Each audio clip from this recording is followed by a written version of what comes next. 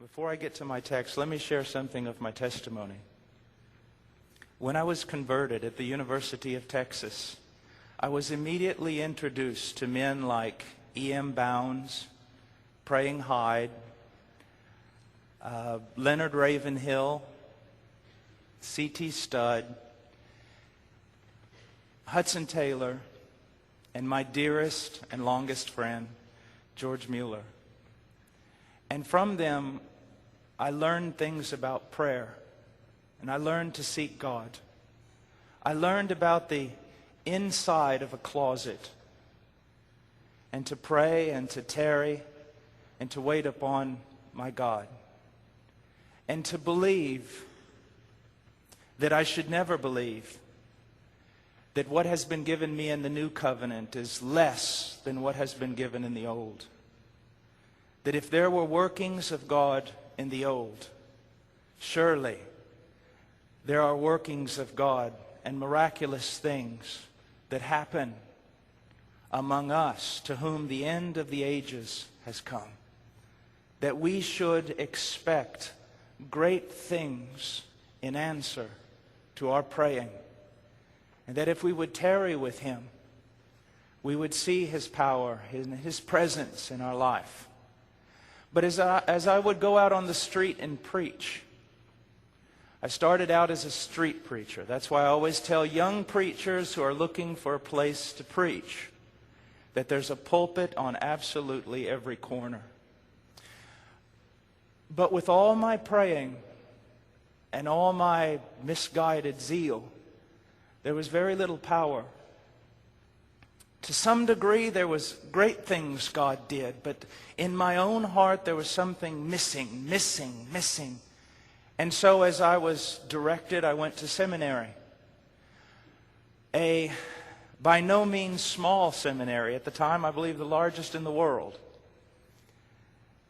And I studied with all my might.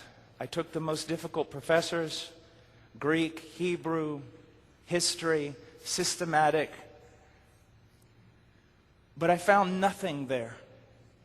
There were a few good men. A few men who walked with God and loved God. But basically I found nothing there. Because they taught me all the theology that closed every church in Germany.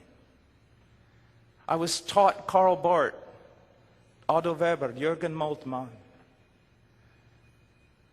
Higher criticism, on and on and on. And I think the only thing that kept me from becoming a liberal was the grace of God, the providence of God, and the fact that it's very difficult to be a liberal and a street preacher at the same time. I can remember going to class one day in systematic, and we were studying eschatology, and I began to weep. Not make a show, but I guess tears were running down my face as I thought about the street people that lived with me. I lived down on the street at that time with street people. And I thought about how if Christ came back at that moment, they would surely go to hell without a doubt. The professor noticed the tears coming down my cheek, and after class he walked up to me with some encouraging words. He put his arm around me and he said this: "Paul, don't take this so hard. Don't be surprised if on the day of judgment Jesus lets all the goats jump in the sheep line." But I went to Peru as a missionary, in no way qualified. We come to think today that everyone who wants to be a missionary can be a missionary. That's as absurd as saying everyone who wants to be an elder can be an elder. There are requirements. Requirements of theology, requirements of character. You simply cannot get around the demands of Scripture. But in God's providence, I was allowed to go. But there wasn't, other than a prayer life and zeal, there wasn't much to say. I learned the ways to do evangelism, get people to jump through certain evangelical hoops, and if they say yes after each question, you popishly pronounce them to be born again. But then I came into contact with an ex-Catholic priest by the name of Jesus Hurtado, who had been converted. Brilliant man. Latin, Greek, just absolutely brilliant man. And after he was converted, he decided that he would go to Germany, where the Reformation occurred, in order to learn the truths of Scripture. But when he got there, he discovered they were doing the same thing that the Catholic Church was doing. So he came back to Peru, and he started a Bible Institute, and he asked me if I would teach. I thought, well, I've been to seminary. I know Greek. I'll help you out. And this is where God truly began to change my life, young man. Because this man, Jesus Hurtado, was so sick and tired of getting everything but Scripture that the first semester that I taught was this. The students read through the entire Bible, 10 chapters a day. They write out a chapter summary. They write out a commentary of each chapter. I mean, it was phenomenal. It was hours and hours of work a day just in the Scriptures. And then they would come to class, and the only thing that class was simply ask the teacher all your questions. So I began to study Scripture about 10 hours a day. Because even though I graduated near the top of my class in seminary, I didn't know the Scriptures. And just hours and hours and hours. After making my way through the first 5 books of the Pentateuch, I discovered I was no longer a Baptist. Because I had gone to a Baptist seminary. And the things that I was learning there was nothing of what they taught me. And so I decided that I would go back to the States for a month or two. Try to figure out, what am I? This was after I finished the entire course. We'd gone through the entire Bible. I went back to the States to discover, who do I belong to? And someone handed me a book by Boyce, The Abstract of Principles. I began to read it. And I realized that I had not stopped becoming a Baptist. I realized that I had become one.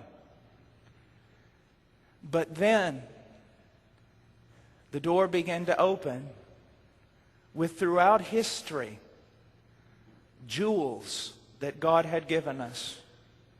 There was Spurgeon, and I read him. There was Edwards, and Whitfield, and Owen, and my lovely John Flavel. And there's Rutherford, and on and on and on. Now, what did this do to me? I am glad that what I heard from them was a confirmation of what I had learned in Scripture, only I couldn't think it nor say it as good as they could. But this is the greatest thing I learned from them. As Paul tells the church in Corinth, when you compare yourself by yourself, you are not wise. When we compare ourselves to others in the circle of contemporary Christianity, we are not wise. When we compare ourselves to Scripture, there is great wisdom there, but there is also the danger, if we separate ourselves from history, that we will interpret Scripture through the eyes of our own culture.